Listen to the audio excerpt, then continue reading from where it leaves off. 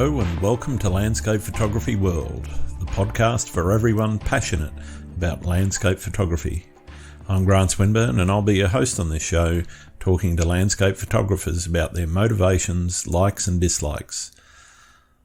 This time I'm talking to Viktoria Haack about her stunning landscapes.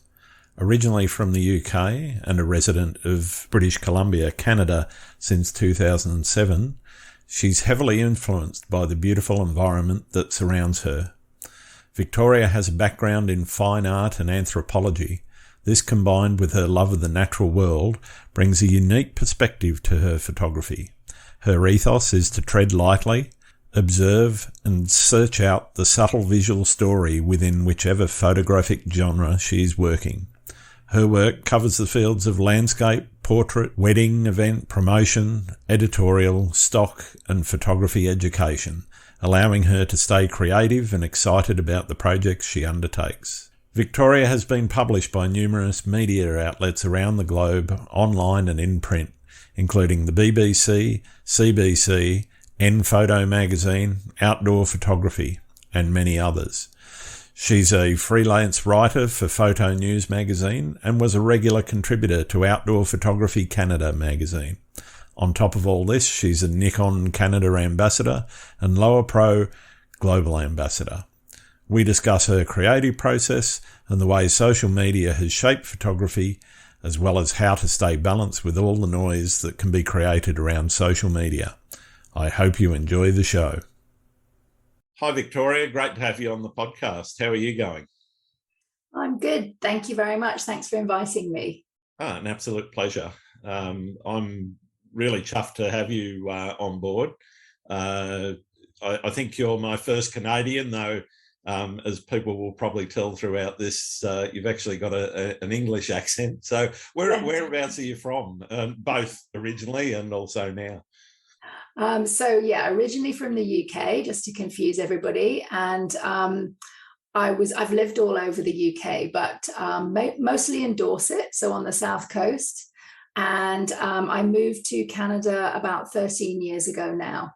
So I don't think there's any chance of me picking up the Canadian accent at this point, but A bit late. Yes. But so now I live in British Columbia, so I'm kind of in central southern British Columbia.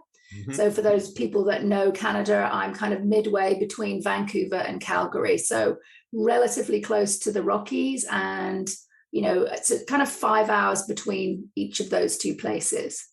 Yeah. Okay. So obviously a lot of your photography is based around the Rockies, and I guess we'll talk a little bit about that, in a little later in the episode, but what actually got you started with photography, and in particular landscape photography? Well, I've always been into the arts. So when I was at school, I was always studying art, and I actually started a fine art degree, and I was going to do sculpture. So I've always had a kind of interest in the visual side of things. Dropped out of that and then did an art history degree, which was kind of art history and anthropology. I did a lot of non-Western art. Studied a lot of non-Western art, finished that degree, and then ended up living on a small island in the UK and working for the National Trust, which is Europe's largest conservation charity. So I was working for them on this small 500-acre island. It was a nature reserve, no shops or anything like that. We had a castle, but not very much happening in terms of shops or anything. Only 30 residents, including the children. And the first boat leaving the island was around 8:30 in the morning, and then the last one would be at 4:30 in the afternoon. And so we were fairly kind of stuck on this island, and I lived there for 10 years. And it was whilst I lived there that I picked my camera back up. So I would walk the island pathways with my dog, and then later with my daughter when we had a little girl. And I would notice things like, changing light conditions and, fog in the trees, things like that. And it really kind of re-sparked my interest in the visual, in the arts and stuff. And photography was a combination of that the visual arts, but also I was into conservation and that kind of stuff as well. So it was a really good kind of melding of the two things. So I literally picked my camera up, and that's when I started shooting again, and haven't put it down since, really. And I kind of, because I lived on that small island, I didn't have anybody to share stuff with. And so I started using, at the time it was called DeviantArt. I think it still exists. It's it is still around. I had a DeviantArt account at some point. Did you? Yeah. But way back in the dim dark past, yeah. Yeah. So that's where I was sharing my work, and then really kind of seeing other people's work, learning from what I was seeing from other people, and getting feedback on my own stuff, and just trying to improve that way. But it was, I couldn't really join a camera club. Couldn't go. It was difficult to shoot anything apart from this 500 acres. And I think that has, to some extent, shaped the kind of photographer that I've become, because I've had to shoot within 500 acres for so long. And so then when I moved to Canada 13 years ago, it was kind of like opening Pandora's box, because suddenly, Canada is vast, and I could hop in a vehicle or go for a hike, and just so much possibility. And kind of that's how it really got started. Yeah, and I mean, particularly in and around the Rockies, there's plenty of opportunities there, and as you say, it's a bit more than 500 acres, Totally. And I mean, you can't fail to get something. I mean, the Rockies is just so photogenic that you'd be hard pressed to not get something good there. But I don't live there. I am 5 hours away, so I do get into the Rockies fairly regularly. But my hometown is, we have big. Well, they are still mountains, but they're, by British standards certainly, and by Australian they're huge. But they're not like Rockies kind of mountains. But yeah. I remember my last trip to the Rockies. So we took a helicopter trip. Cool. Up to a lake, which is at about the same elevation as the highest peak in Australia, Mount Kosciuszko. Oh, yeah. And that lake was in a valley. Oh, yeah. And a long way down in the valley too. Yeah. Oh, that's cool. I didn't realise that you've been to Canada. How many times have you been? I've been twice now. Oh, okay. And always to that area, or? Well, my daughter was living there at the time. Oh, okay. That's cool. Yeah, she was actually living in Banff at the time, which was, nice. Yeah. Very nice. And, yeah. So obviously, been to Calgary, been there, been Vancouver. Right. Haven't been over to the eastern provinces yet, but we did a trip up to Yellowknife, up to see the aurora, which we did 3 days up there. This was actually not last December, the December before, December 19.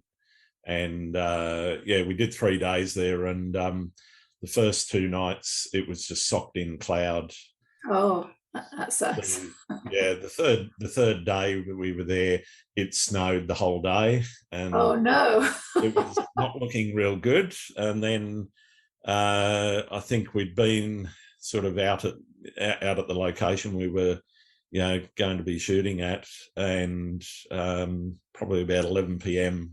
the sky just cleared and out came the aurora. So we managed to get to see it. It wasn't the strongest it had ever been. I think it was about a 2.5, 3 sort of thing, but fascinating to see, and managed to get a few nice shots and a few really bad shots, because still learning how to do that sort of shooting, because it is quite different to most of what I do.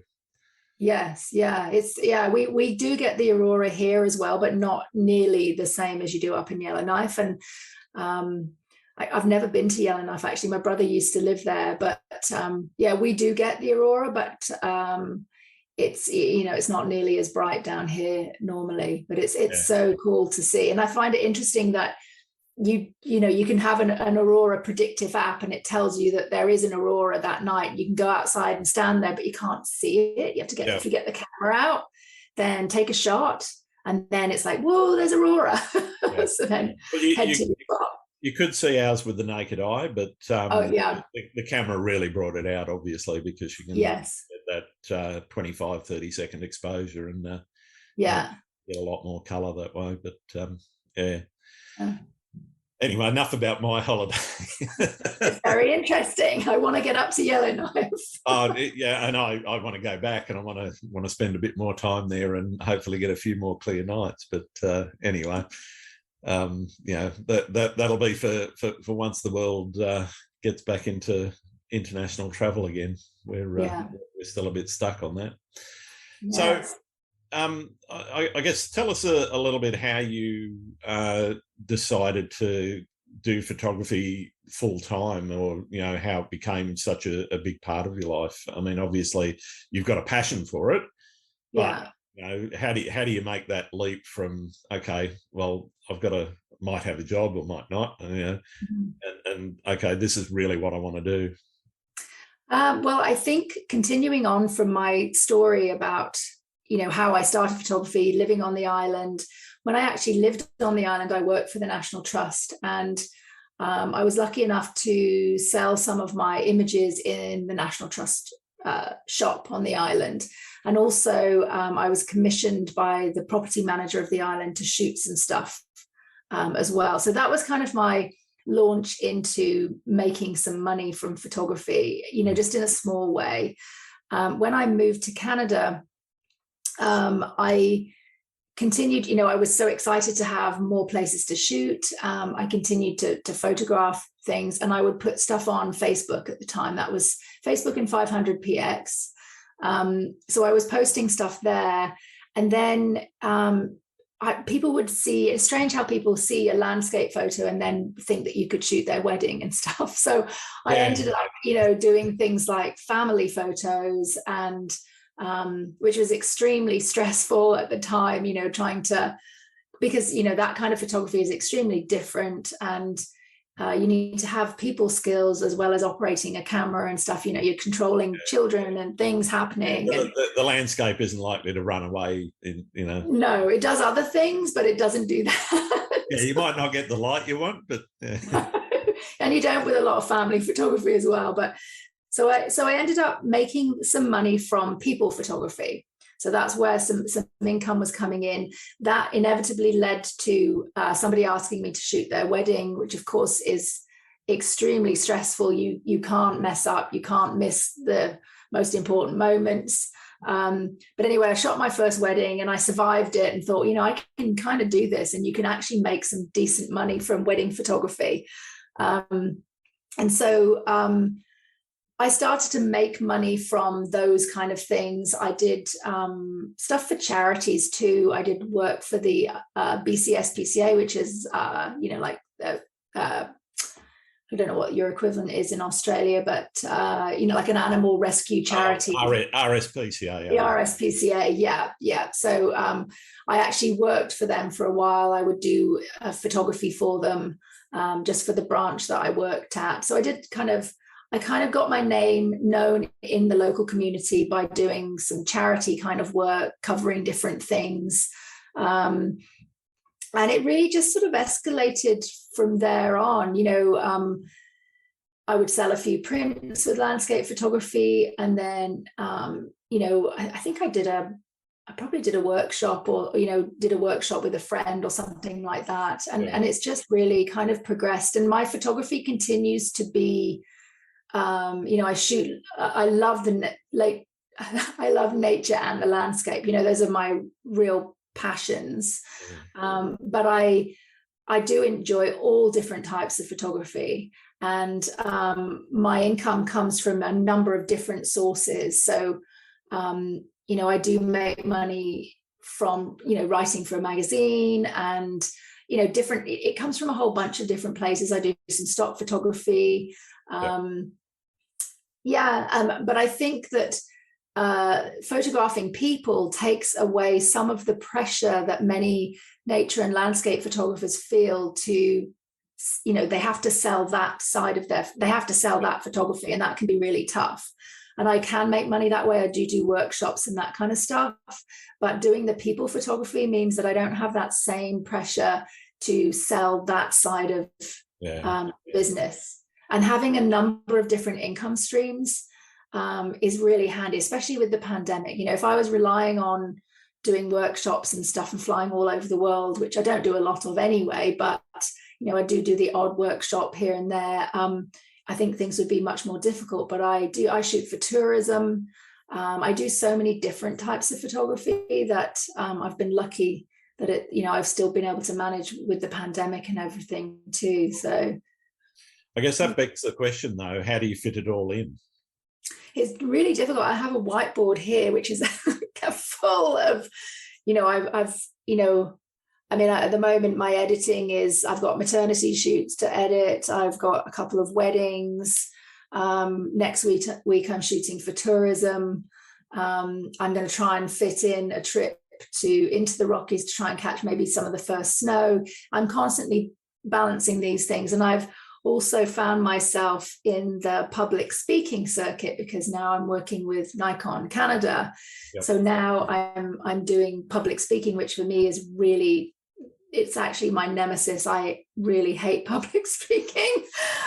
So I found myself... It's just you and me. There's nobody else listening. Thank goodness, because if there was anybody else, it would just be terrible. But no, I really, it was the thing that at university that would make me miss seminars. And, if I had to present something. So I really don't like public speaking, but I'm finding myself more and more in that role. And so now I'm actually being paid to speak. And thankfully, with the recent pandemic, we've been stuck at home and I've had to do a lot of Zoom things, which is a lot better sitting in my office with a cup of tea or a glass of whiskey. It's a lot easier than standing in a huge room full of people.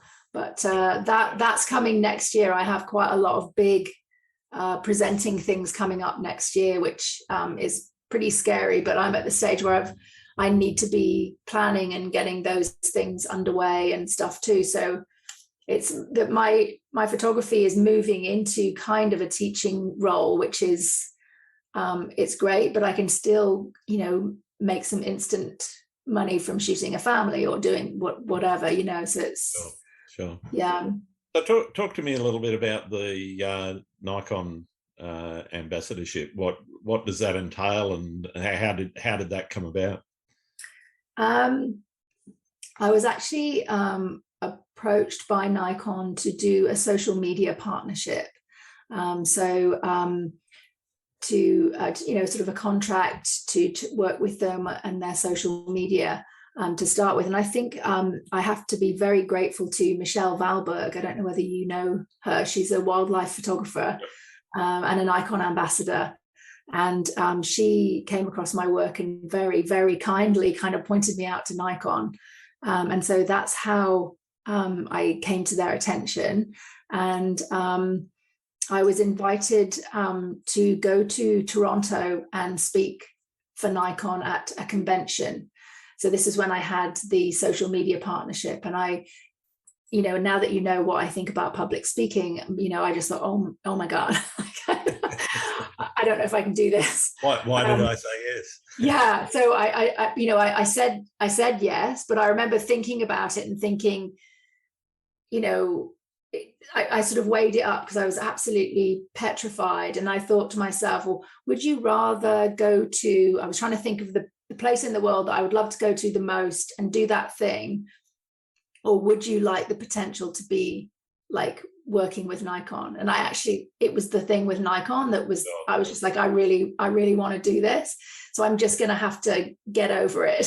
So I flew to Toronto and I had to give a couple of presentations. And after that, they said they'd be looking at ambassadorships the next year and asked me if I'd be interested. And I was like, yes.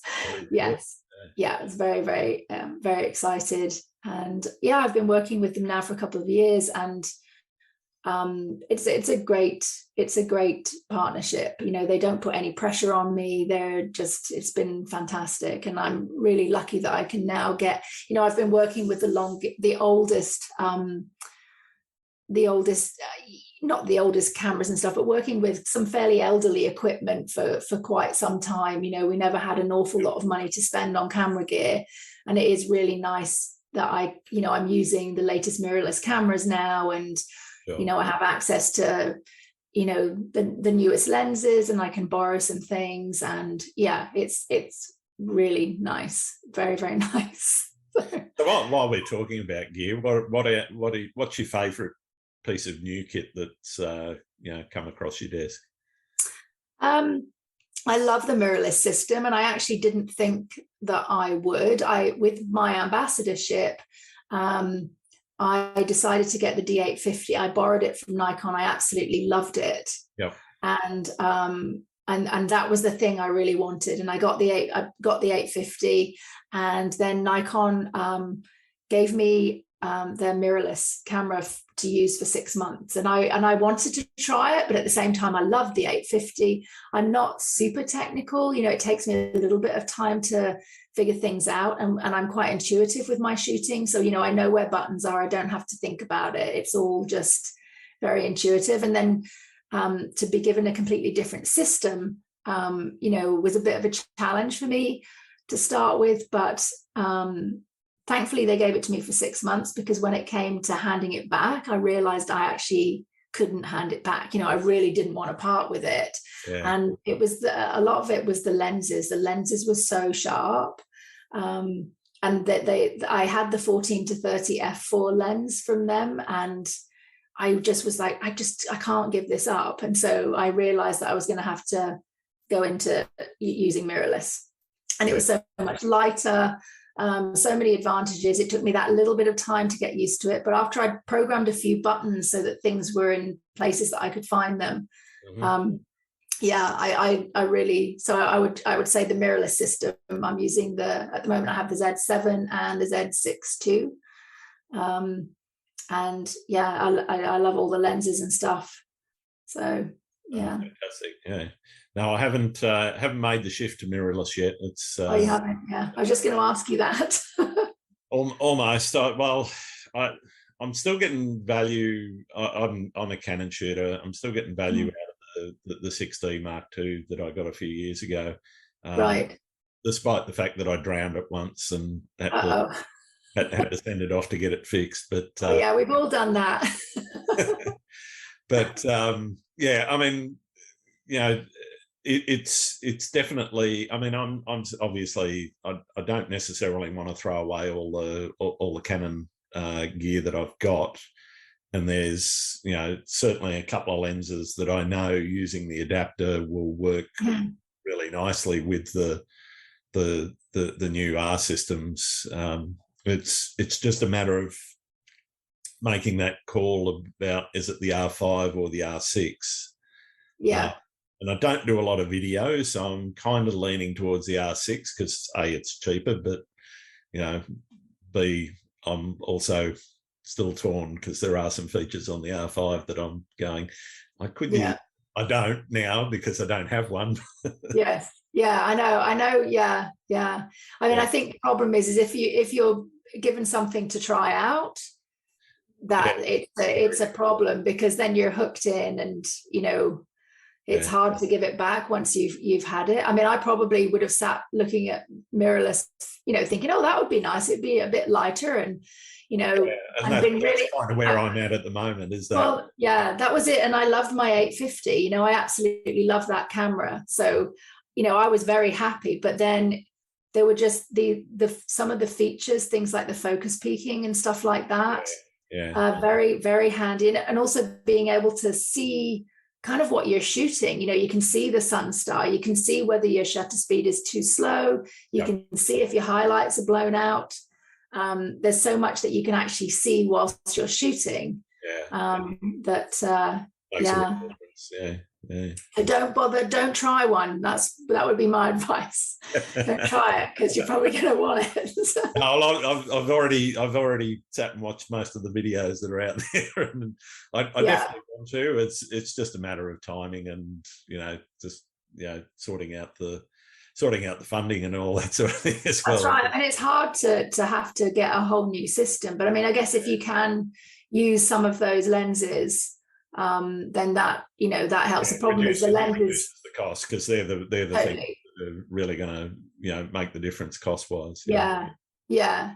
But I think for me, certainly having some of the mirrorless lenses, that was the thing that really hooked me in. They were so sharp and so clear, and so that I was just, it was just, okay, I'm going to have the camera now. I just need all those lenses. Because they're so good. Always the way, though, isn't it? I know. So it's like, that lens would go well with this. So. Mm-hmm. Yeah. It's a problem. I don't think the gear envy ever stops. No, it doesn't. It doesn't. Yeah. So how far would you travel each year for your photography? I'm actually fairly local. Like, I don't actually travel a huge amount. For the most part, my travels take me 5 hours towards the Rockies and 5 hours towards Vancouver Island. Yep. So that's the kind of pretty much my travel. I am doing a workshop in Scotland next year, and did one a couple of years ago. So I will obviously be traveling for that. And my speaking engagements are taking me a bit further afield. I'll be on the east coast of Canada for that next year. But for my actual shooting, I have a van that I sort of go around in, and I'm quite happy with finding things that are pretty local. And we can, obviously, when there's not a pandemic, I can cross down into the States and go down into like Oregon and that kind of. Not that far from the Pacific Northwest. And No. So, I mean, I haven't done a lot of that, but part of that has also been that, my daughter has just turned 18 and just moved out. So suddenly, after 18 years, I actually have some freedom to do some stuff. Sure. And for the longest time I had some kind of a job as well as the photography. So you can't just skip off and do stuff, but I'm actually looking at being able to travel a bit more and not have to be back for my daughter, and I don't have, I'm now full-time as a photographer, making money that way, so I can actually do that. And having a van means I can do it pretty cheaply and stuff, and just stay in the van. And so what are the things that I guess makes your stuff distinctive? What do you think you're doing that might be different to others, and why do you do them? That's a tough one, because I don't know that my stuff is different to other people's. I guess the only thing one of the things that has separated me from other photographers is the fact that I do shoot so many different things. And so I also think that because I shoot those different things, they all interconnect to some extent. So I'm finding that when I'm shooting some smaller scenes and, maybe using a macro lens, some of what I know about portrait photography and stuff will come into play. And if I'm, shooting environmental portraits or a person in the landscape, obviously knowing about landscape photography, is a huge asset, because I have a bit of an understanding of, how to make sure I don't lose the highlights in the sky, and, shoot it like a landscape, but have a person in it or a dog in it or whatever it is. And so for me, there's no real division between any of the different genres, and I shoot whatever I feel like, so if I'm out somewhere and I come across a scene and I photograph it, say it's a waterfall or something, and then I think, I wonder what it would look like if my friend stood in there, so then maybe she'll stand there, or I've got the dog with me, and I'm missing something in the landscape that gives it a focus, then maybe, I'll use the dog as a kind of a focal point. So and sometimes I shoot, a pure landscape, and sometimes I throw something else in there. And then when I get them home, I look at them and I try and figure out which one I like best. And, so I think that might be, there are other photographers that do the same thing, but I know that as I was progressing with my photography, I was consistently told that you should really be a landscape photographer, or everyone gets pigeonholed into a genre. Yeah, you need to have a genre, and that was what I was told all the time. You need to have a genre. You're never gonna, nothing's ever gonna happen if you do all this different stuff. And then I think probably one of the things that gave me the biggest step up was 500px asked me to write an article about kind of being a generalist photographer. Yeah. And off of the back of that, I think I started getting writing jobs. So, and now, writing for a magazine, I can write for them about landscape photography. I can write about weddings. I can write, about portraits. I can write about, macro scenes. Because there is that, it does give me that little bit of extra scope, I think. So although it was the thing that I was told not to do, I couldn't let go of all the different things because I was too interested in them. And so I just insisted on keeping on doing them. And it has actually worked out. Yeah, it sounds like it's opened up a lot more opportunities because you are able to turn your hand to pretty much any of the genres. Yeah, I think for me it has, I don't think it is the right thing for everybody. Some people are just, they want to be just, and they're known for being a landscape photographer or whatever it is. But for me, it's kind of been okay to be known as kind of a generalist, and it's given me lots of options, and it keeps me really busy, and it stops me from being bored. At one point I thought, I can make money from wedding photography. I think I'm going to do that. And I thought, okay, that's what I'm going to concentrate on making money from, even though I don't think I could ever stop shooting landscapes and stuff. Mm. But I realized as I sat there, booking wedding after wedding and then sitting on the computer editing, I can't do that. So I book a few weddings. I don't want to book too many. I could book more, but I don't want to because I get bored of doing the same thing and I don't want to do it. And I'd rather have different income streams. Yeah, I get you. So what do you see as being, I guess, your method when it comes to planning and so forth? Do you go into the field with a concept in mind? I mean, you talk about having to drive 5 hours to get to the Rockies. Obviously you're going to somewhere that you've already thought about. Do you have a vision in mind before you get there, or do you tend to let the concept come to you by reacting to, where you happen to land? Yeah, more and more the second. So more and more just allowing everything to happen. And I think, probably in the past, I would try and plan things more. I might see an image of something and think, oh, I'm going to go there and I'm going to, I've seen that image and I'm going to try and get something similar. And then there's the thing of, you get there and then the conditions aren't right and then you feel disappointed. And, so I've done all of that stuff and I understand, I understand why people do that. But more and more, I'm just going with the flow. I'm just going with what nature presents to me and trying to, not be rigid in my thinking, just to try and react to the elements. If it means I'm using a long lens and, shooting with a longer lens, then fine. Whereas I used to go in and think, okay, so, what's my foreground here, and have my wide angle ready to go. And, but now it's more and more what I'm trying to do is arrive at a place and see what kind of speaks to me. So what is it that's important to me? What am I finding in the scene that's of interest? And rather than kind of trying to sort of sculpt nature to what I want, I'm trying to react to what nature presents. And, and I think as your skills improve as a photographer, you're more able to do that too, because you can, whip out a long lens or, go for a macro or whatever it is. And I, more and more, I'm finding myself doing that. And I also find that makes me a much happier photographer. I feel way less stressed. Oh.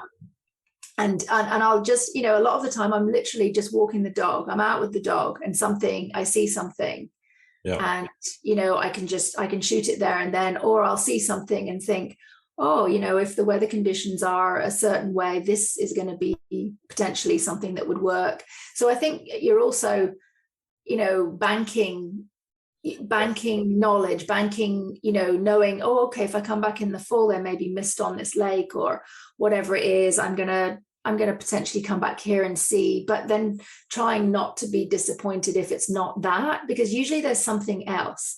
And if you're really disappointed, you miss the something else. I mean, I've spoken to quite a few photographers, obviously, for the podcast, and quite a lot, talk about how they might get to a location and be disappointed because the conditions aren't quite right or whatever. But almost all of them always talk about, okay, well, you just refocus and you shoot something different than what you had in your mind. Yeah, and I think that comes with, certainly for me, that has come with experience, because I would go get disappointed and then just be grumpy and not be able to see anything else.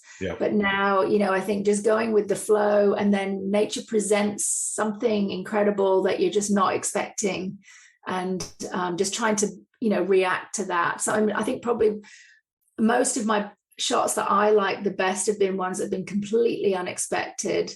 Something has just happened. It may have happened for like all of 5-10 minutes, and I've managed to capture it, and it was just not pre-planned, didn't expect it, didn't know those conditions would occur, and it just happened. So, and I mean, I think you do, like if you're heading into the Rockies in the fall, you have certain things in mind. You're thinking, oh, there might be some color, there might be some mist, there might be, there's all those things. There might be a bit of snow with some larch trees, and there's all that stuff in your mind, and you're kind of hopeful of different conditions. And so you go maybe at that time of the year, knowing that might be the kind of thing you get. But yeah, I think really going with the flow has really made me feel a lot less stressed, and renewed my kind of interest in just keeping it, just keeps it really fresh. So in terms of, you mentioned a few social media things. Where do you see social media in terms of photography and, positive? Is it good? Is it bad? Is it indifferent? And how do you use it, I guess, is another point. So first off, where do you stand on it? And second, where do you see you utilizing it best? I have to be thankful to social media, because that's how, if you remember me living on that small island, if I hadn't had that, then I don't think that gave me some impetus to create and to share, because I had somewhere to share what I was shooting. So I'm actually quite grateful to social media. When it comes to sharing something that's really personal about myself, you will never, ever know what's going on truly in my life. I don't share that stuff on social media. You will never know if I've burnt the bread or done something, or, you're not going to know that stuff. I don't put it on there. And I probably, if I wasn't using it for my photography, I probably wouldn't use social media at all, because I'm not really interested in that other side of it. But certainly for photography, I've really enjoyed it, and I continue to utilize it a lot, and it is the source of much of my income. It's where I've been able to connect with a lot of different businesses and companies and what have you. But I think you have to put it in its place within your mind, and you don't want to be obsessed with it. So many people get, the algorithm does this and they don't get any likes, and then they start to feel, I just keep plugging away. I try not to give a shit, basically. I'm just whatever. I know it's an algorithm. Yesterday I had a lady message me, and she told me that I was an elitist bigot. Because that's really cool. I know, it was a nice thing. But I'd done something in my Instagram stories, asking people what their thoughts were on geotagging. And so there was a whole discussion, and I tried to come down on either side particularly, but just to have an open discussion about what people's thoughts were.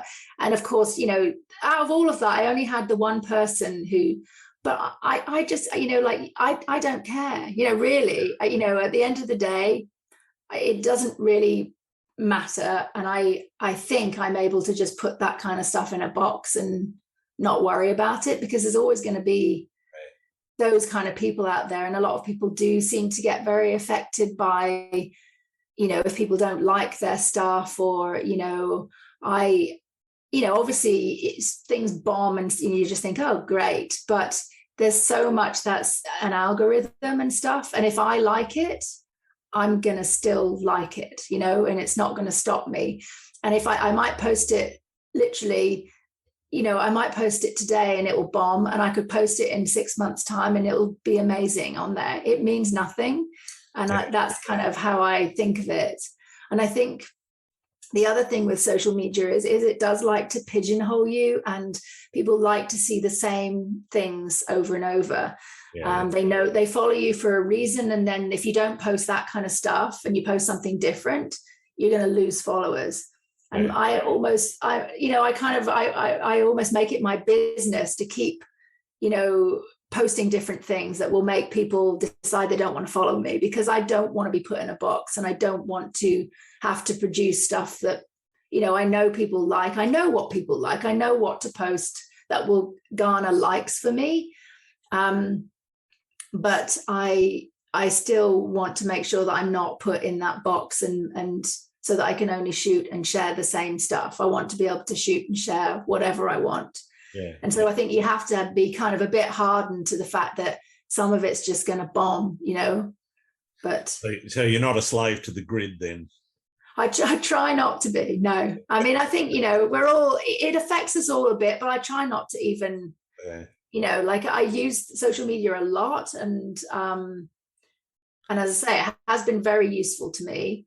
But I try not to internalize any of it, really. And I think if you treat it like a tool, which it can be, and you don't get caught up in the, the follows and likes and all the rest of that sort of thing, it does make a big difference. The other thing you get a lot, and, from conversations I've had with people, a lot of either, what do you call it, imposter syndrome, or,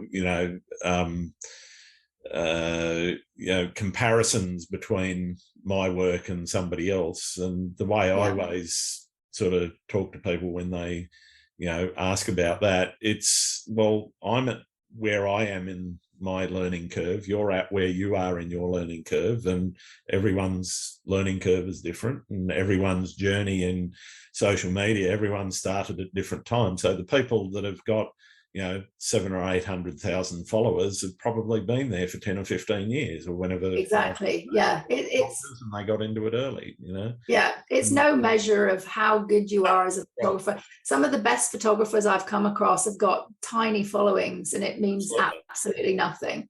So I don't. One of the things I'm trying to do with this podcast as well, I mean, I've spoken to people with that 700,000 or 800,000 following, but I've also spoken to people with as few followers as 500, 600, 800. Not because of anything other than the quality of what they're shooting and what I'm seeing in their feeds.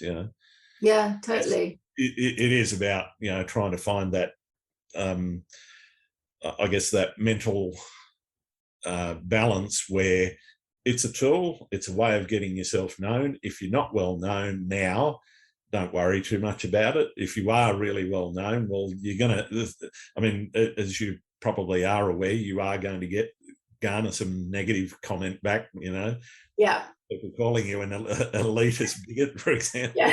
Yes, really good. So there are, there's also a lot of, not necessarily nice things about having a huge following as well. I personally don't have a massive following, and I don't care if I do or I don't really. And you'll never see me post, oh look, I've made 3,000 or 4,000 or 5,000 followers this week or month or whatever, because I don't really look at it that much, you know. I mean, Yeah. I know what the number is, but I don't care about it. It's No, and I don't think, that's when people are suddenly, they'll sort of say, oh my, oh, I've lost all these followers. And I just like, I don't even bother looking. They go up and down, they play with you, they know you're at a big number, so they hold them back. yeah. So then people start paying to get more followers. And then suddenly, once you hit the number, suddenly you've got loads of followers because they've been holding, it's all just a game. And I think you just don't want to get too involved with it. Don't look at it too closely. It's a really good tool, but I try not to go into all of the different I can't think of the word. What are the things that you can look into all your the analytics, all the analytics and stuff. Yeah. I don't really worry too much about that. And when I first started the business account, for example, I had a look to see what the tools could tell me. Yeah. I can't remember the last time I looked at them. I've had that for about 3 years. Yeah. Probably at least 18 months since I've looked at those numbers. Yeah, I do, I have a look at what's happening with my following, and at the moment it's very, very slow, and but I think it is for most people. I think there's they've done something again to the algorithm.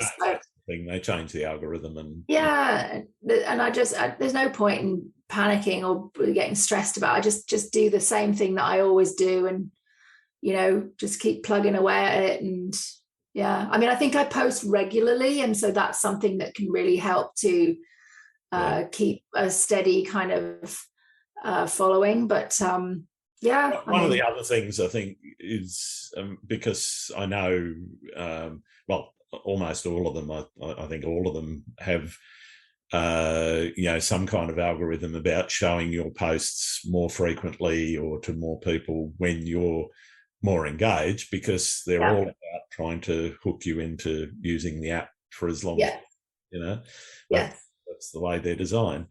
But if you do engage, and there's tools that can help you do that, and just, when somebody comments, and I know that can be hard when you're getting thousands of comments, but, if you're still only getting a couple of hundred, maybe, you can probably respond to most of them. In fact, if you get some of the business tools that go along with, at least in the Facebook and Instagram space, you can actually automate some of your responses.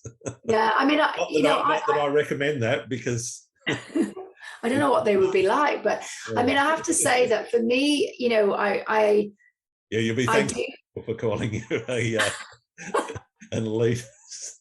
An elitist. I am an elitist bigot. No, sorry. For me, I do feel like if people take the time to comment on my work, then I will take the time to reply. Like, I feel like it's the same as somebody talking to me in the street. If somebody says to me, I love your hat, I'm not going to just walk by and say nothing. It can be difficult, but I feel like if you put it out there and you're expecting people to like it and say nice things, the least you can do is to, thank people for that. You can't do it all the time if you're really busy or whatever, but for the most part, I do try to make sure that I do, because I actually, I genuinely feel grateful that somebody has taken the time to say something. And even the lady that wasn't very nice to me yesterday, I took the time to continue that. Rather than blocking her, I thought, no, let's let you have your say. And I was, it's valid for you. I might not like what you're saying, but totally. Oh dear. Anyway, I guess one of the impacts from social media is that, you were talking about the geotagging in particular. Do you geotag, and if so, why? And if not, why not? And I guess what are you seeing out in the field in particular in terms of the impact that social media is having on people travelling to these locations and trying to get the shot? And how do you see that sort of playing out over the next little while? I'm definitely seeing places that I've, because I do shoot quite locally, I'm seeing the deterioration of places. I'm seeing, exposed tree roots in areas that have become, that have been named on Instagram and stuff, where more and more people are coming, and, around waterfalls where the environment is quite sensitive, it's soft, the tree roots are becoming exposed. And there's lots of places that I'm seeing things like that, unfortunately. My own, I mean, the other thing I was thinking yesterday was, just because there is that space to geotag doesn't mean you actually have to fill it in. You can just leave it blank and not put anything. You can also do what Nick Page does and say it's Mesa Arch. Yeah. Totally. But, I think that's the thing is, because I tend to be relatively vague, I might put British Columbia or, something. I think that puts some people's backs up, because they feel like I'm deliberately not giving out information. Exactly. And so, I mean, but why should you even fill in that little box? There's nothing that says that you have to geotag anything. It doesn't stop you posting. No. So, I mean, why do we have to fill it in? Why do we have to put anything in there if we don't want to? But so, I mean, I will, if I go to, for example, I'll go to a tulip festival or something, and people pay money to go in and it's a tourist attraction, I'll happily geotag that. And, they'll probably be quite happy that I have. But if I'm going somewhere that is a bit sensitive, or even if it's not, if it's really, because people will give the example of a famous place, and so they'll say, well, I'll geotag that because it's famous. But then if it's famous, you don't need to geotag it because everybody knows where it is anyway. And Google Maps is there, and if you know how to use it, and I do wonder, I posted a shot recently of a lighthouse which is on the foreshore in Sydney Harbour. Mm-hmm. There's like 5 of them, and 2 or 3 of them look similar because they're around the same time. And somebody asked me where this particular one was, because I just said Sydney, Australia, not because it's a highly trafficked place. There's a road to it. You can park literally, 100 metres from where this lighthouse is. So it's not like I was trying to hide it or anything, but somebody asked me where it was, and it was like, okay, it's Bradley's Head, which I'm fine to tell them because it's the road there, and it's not that hard. And literally, it's one of 2 or 3 that look the same or look similar anyway. I just sort of found it interesting though that people, needed to know where it was. But it is so. I mean, the other day, somebody posted in their stories a waterfall, and it was viewed from a train, and they said it was in Jasper or something. And it took me all of 2 seconds to Google to put those words, and find it. That's the thing. The guy could have looked at, and used Street View and actually seen it from the road. Yeah. I mean, it's such a strange thing. And I know there's an area in the Rockies that has been very popular this year. Last year, it wasn't so popular. There were a few photographers there, but there was a YouTube video made, and at least one, and a few people had gone there, and I know that place will become overrun. Like, I saw the difference between last year and this year. And I imagine that from what I've seen on social media this year, next year it will be explosive. That place will probably be trashed fairly quickly, unfortunately. And I don't want to go there once that amount of traffic gets there. So for me, I thought, well, this might be I'm going to go this year. I'm going to spend a few days there. I probably won't go next year because I don't want to be there with hordes of other people. I know what's going to happen. It's just going to become absolutely overrun. And unfortunately, that's the real downside of social media, because we've all just got so much more ability to communicate these days. In the past, you might see a photograph in a book. You didn't have the internet. That's right. You never have any way of asking the photographer where they took it or anything like that. No, you'd have to go and get an encyclopedia out, or go to the library. It was a whole different process. Now everything, you just pick up your phone, and in 2 seconds, if I've got even vaguely an idea, I can find out where anything is. And if you don't strip the EXIF data off of things, you can get the information off people's phone pictures, and you can find out so much stuff about where things are. It's the world is an entirely different place, and so we're dealing with something that's really very different to anything that's happened in the past. And so huge numbers of people can go to places. We've got more ability to travel, and we've got more ability to communicate, and so we can trash places much faster than has ever happened before. And so somehow we have to do something a bit differently, I think. Yeah, definitely. I mean, aside from the education of the general populace and people that want to go and get the shot or whatever, that are following photographers, do you think this is actually forcing some photographers to go to even more and more remote places and trying to get something that's totally unique, totally untrashed, totally I mean, I've certainly noticed the amount of traffic into places like Iceland and even Greenland and the Faroe Islands has just increased exponentially over the last few years. I think that there is that. I think people are wanting to try and find something that's different, and definitely there is that need to shoot something that hasn't been shot before, and so we're just spreading everywhere, trying to find that uniqueness as more and more people are sharing and shooting, and and in a lot of ways it's fantastic. With an 18-year-old, I see my daughter, social media can give her a reason to go out to photograph a sunset, to go to a beautiful place and take some pictures, and then she can share them on social media. So that there are some really positive sides to it too. It gets her out from sitting up in her bedroom on a screen or sitting in front of the television or whatever, and it can give people a purpose, and to see people going to these places and doing their Instagram selfies. It's a lot healthier than some of the other things they could be doing, but then there is just also that added numbers of people, and the what the impact that's having on on places.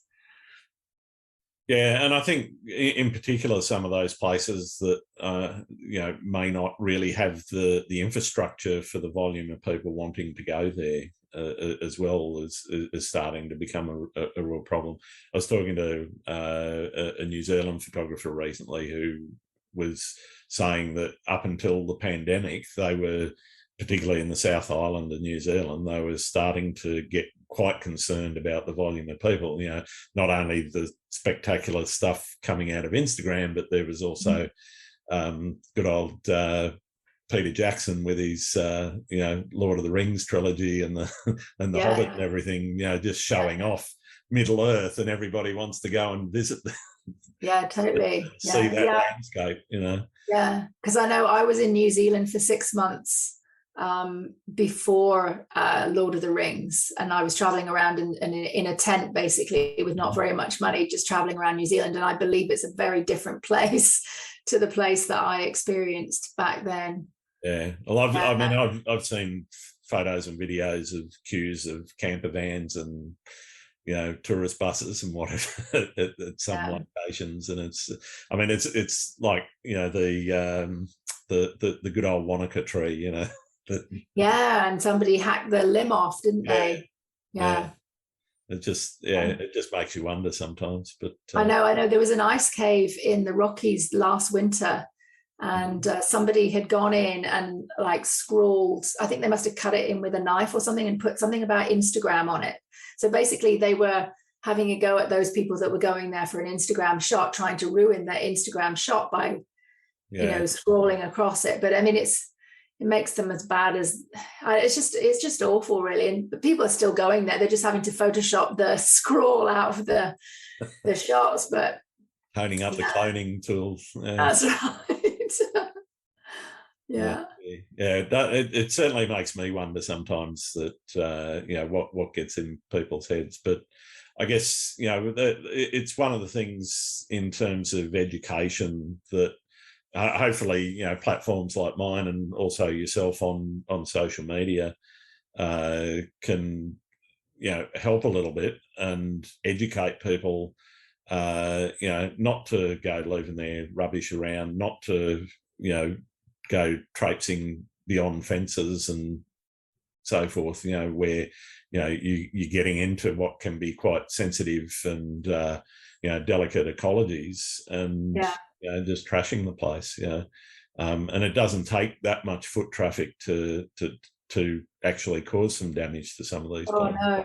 Yeah, it really doesn't, especially places that are kind of wet or, alpine areas where it takes years and years for those tiny trees to grow, and then somebody just, I think it's just a matter of awareness, because we get into photography usually because, not necessarily as people who know much about nature. We might get into it because we just, we like a sunset, but as we continue with that, I think you begin to hopefully begin to learn about nature and learn about, and we all do things that are wrong. We've all stepped over the fence. We've all, gone off the footpath. We've all done the stuff. Yeah. But I think, if you do have any kind of a platform to kind of let people know that it's not what you want to be doing, we're all going to do the wrong thing at some point.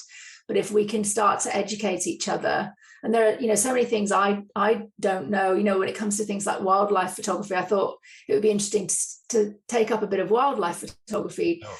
And, I didn't know anything about it. And I started listening in to some things about wildlife photography. I'm learning, so many things that I didn't know about what you shouldn't do, but I wouldn't have known that. I'd have just gone out with my camera and, but I think if we can use social media to at least spread the word about, hopefully in a way that's not too horribly preachy, but just letting people know that, it's not what you do. You don't want to do that because there is an impact. Yeah, absolutely. Absolutely.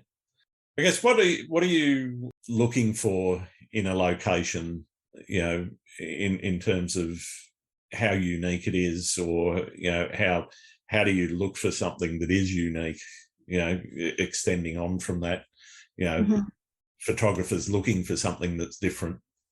Right. What is it that you're looking for that is different, I guess? I don't know. I mean, I think if you shoot in things like different weather conditions, for example, here in Canada in the winter, we have snow and ice, which in the UK we don't have. And to me, it's one of the most magical times of the year, because what can be just a normal scene becomes something incredible, because you don't know how that ice is going to form. You don't know what kind of shapes it's going to make. Sure.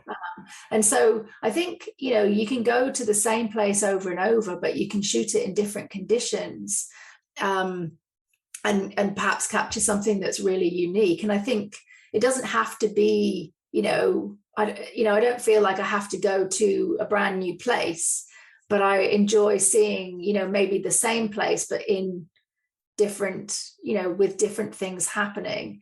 Heading into the Rockies at the beginning of winter, when there's ice forming on lakes and there's frost flowers and there's, that, to me, that's just magical, because what can be really mundane is really interesting. And you can be in a parking lot with a bunch of leaves, lying on the ground with really cool kind of ice on them or something. You don't have to go to exotic places necessarily to find some really interesting things. It can be literally in the parking lot. You just have to look and, go out.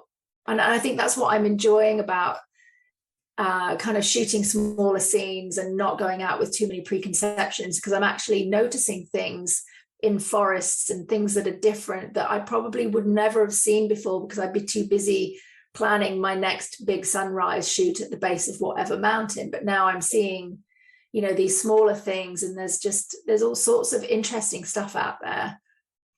Yeah, no, that's great advice. What do you think you've learnt about the world through photography?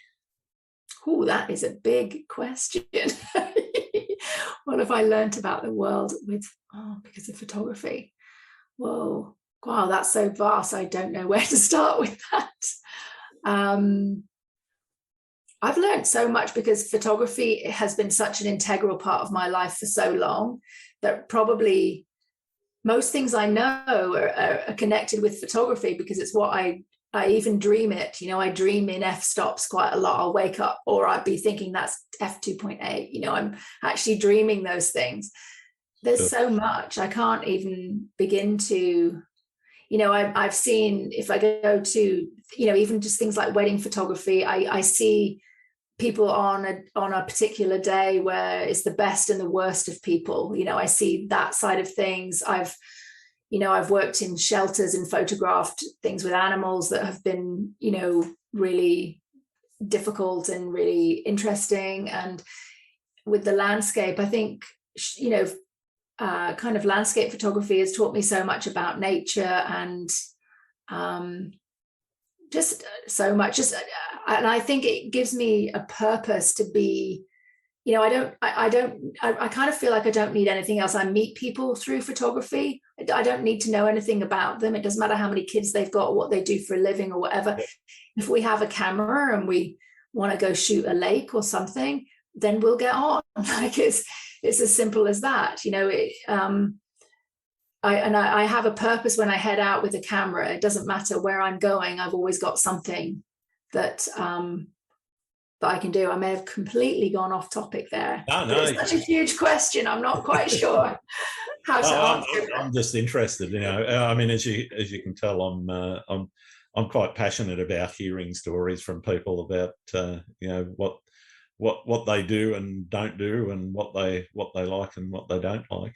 I guess what's your most memorable experience in photography so far? Probably another big question, but that's another big question. I think one of there's so many different things, but I think being asked to be an icon ambassador was a pretty major thing. If you love photography and you have a camera brand that wants to work with you, that's kind of the epitome of, for me, that was just like, wow, that kind of makes me feel like maybe I'm not producing total shite all the time. Somebody thinks this is okay. Yeah. So, somebody likes what I do. Yeah. Yeah, because, most of the time I know certainly I'm questioning whether or not it's rubbish. And, it's, so if a camera company comes to you and says, we'd like to work with you, then you're like, wow, that is amazing. Like, who'd have thought that would happen? So that was a pretty big moment for me, I think. That's fantastic. Yeah. What about the least favorite thing? What's your least favorite thing about being a photographer? I really like being a photographer. Yeah, but there must be some aspects you don't like. The business side, maybe. I don't know. Yeah, the business side for sure. I'm definitely not. I'm not good with the business side.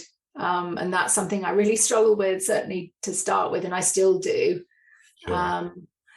Yeah, I think that, and I think not so much now, but when I was first starting out, people not really understanding that you're shooting in RAW and you need to edit, and can I have 6 million of those? And then you're like, well, I have to edit them, and they don't really understand that. They want all the pictures of their kid or whatever it is. Well, you get the question, was that Photoshopped? That's right. Yeah, all the time. Oh yeah. Oh, that's Photoshop. Or yeah, all those things. Yeah, those are the things that I don't love. But yeah, I mean, I feel extremely lucky to be able to make a living doing this. I love it so much that I feel really lucky to be able to do that. And I think probably at one point when I was my business was building, and I was trying to, I was putting in 110%. I actually got sick. And I think it was partly to do with just trying to do stuff all the time and put 110% into it, and not taking any time for myself. Like I would have, like right now, I have a whiteboard that is full of stuff I have to do. But now, since getting sick and recovering, thankfully, fully, I now build in time, like if I want, to take a day out to go and shoot, even though I feel guilty because I've got all this stuff and people saying, when am I going to get my this? When's this going to happen? I go and do the thing. I go and take the day. And so I think, building that in has been something, but that was a shitty part of the photography journey. I think just, overworking and trying to produce, just really kind of overdoing it, but not building in enough time for myself and just allowing myself that bit of time for what I want to shoot or what I want to do. But now I really try and do that. Yeah, no, I totally get that. So what would you tell 15-year-old Victoria if you were able to travel back in time and tell her about your life now? Ooh, I don't know. At that age, I was very much into art, and I didn't get my first camera until I was 18. So what would I tell me? I don't know. I don't know. I actually don't think would you have listened? I probably wouldn't. Yeah, knowing the person I was back then, I'd probably have said, "No, I'm not doing." No, I don't know. Like I wouldn't change anything actually of my whole life. I'm very happy with everything. All the bad things, if something good has come from them. So I wouldn't change anything. Yeah, I don't know. I don't know what I would say. I remember changing my name at 16 because my name was spelled Victoria with a C, and I changed it to a K because I thought it was more unusual. And what if I got famous? It would be useful to have a different name. Well, I haven't achieved fame, but I have got that slightly different name. But yeah, I don't know. I can't think of anything that I would really tell myself back then. Not to change your name, maybe. Yeah, it's been really difficult to manage actually. So maybe, don't change your name. It's a mouthful. Fair enough. What would you tell somebody that's just starting out and wanting to get into landscape photography? I would say listen to your intuition, listen to what is of interest to you. Because I've unfortunately come across people who have, gone on workshops or, had mentors or whatever who have steered them in a direction that is away from what they naturally are interested in. And they've sort of told them that this is how you should shoot. This is what you should shoot. Here's the shot. I've seen that so many times, arriving at a location and the person that's kind of leading the thing is saying, okay, so, basically put your tripod here. And this is the scene. This is the composition. Yeah, make sure you're shooting in manual because, if you shoot with aperture priority or something, it's a big no-no. But, I would say, don't, shoot what speaks to you. Like if you approach a scene and there's something that speaks to you and it's totally different to what speaks to the other person, shoot the thing that speaks to you. And don't get too hung up on the technicalities of stuff. You can figure that stuff out. There's too many people that don't take the next step because they don't feel like they can understand the technicalities. It's much harder to learn to be creative and to have a vision than it is to understand those technical bits. You can get to that. So if you have a vision, don't worry about it. Stick with the vision. You'll pick up the technical bits as you go along. So I guess that's what I would say. Great advice. So are there any photographers out there that you think I should be talking to, or, anyone that's caught your eye recently that I should get onto the podcast? There's so many photographers that I love. And yeah, so many. There's a couple, I feel like because women tend to be slightly underrepresented in the landscape photography field, that I should mention a couple of ladies just so that you've got those on the back burner just in case. So one of them is Dani Lafrancois. So she is a Canadian photographer, and she runs workshops in the Canadian Rockies, and she does landscape photography. So have a look at her. And another lady is Serena, and I can't pronounce her last name very well, but it's Zenis, I think, Dzenis. So she's actually from Australia, but she lives in Iceland. Yeah, so she lives in Iceland, and she her husband is a photographer as well. She shoots landscapes, but she also shoots some really interesting kind of cityscape stuff, and she does some very cool kind of mushroom type things. But she might be a lady to have a look at as well. Very cool. Okay, well, I'll definitely put them on my list because they're two names that I don't have on the list. which Okay. is great. It's a very long list already. But Yes, you mentioned that. There's lots of us out there, aren't there? yeah. But that's a good thing. It means I can keep podcasting forever. That's good. Get you busy. Definitely. All right. I think we probably about time we should look at wrapping up. I've got one last and probably the most important question that I can ask you. Do you like pineapple on pizza? Yes, I do. Yeah. Okay. Is that the right answer or no? I don't care personally. Oh, I like it. Yeah. I am a neutral on that. If it's on pizza, I'm not going to pick it off. But if it's pizza, I'll still eat it. Oh, I'll eat almost anything. So it doesn't have to be there, but I do like it. No, yeah. Right. Well, we could talk for hours, I know, on this. It's a big topic, and there's always plenty to talk about. But thank you very much for taking the time, Victoria. It's been an absolute pleasure talking to you, and I'm really looking forward to seeing some of your work. Where can people find what you do? Thank you so much, Grant. I am on Instagram, Viktoria Haack. My name is a very strange spelling, so you have to kind of check that carefully. I'm also on Facebook, Viktoria Haack Photography. No worries. So, yeah, and a website. Yeah. Yep, and you've got the website, obviously. Yeah. Thank you so much. Thank you for having me, Grant. It's really, really great to have been chatting with you. Absolute pleasure. I'll put the links in the show notes as well. So thanks again, Victoria. It's been absolutely wonderful. Thank you so much. Thank you. Thanks again for listening to Landscape Photography World. I hope you enjoyed the show, and keep listening because I'll be joined by some great guests in upcoming episodes. You can find my work in this podcast at grantswinburnphotography.com. I'm also on Instagram, Twitter, Facebook, and YouTube. I'm Grant Swinburne, and I hope to see you out shooting soon.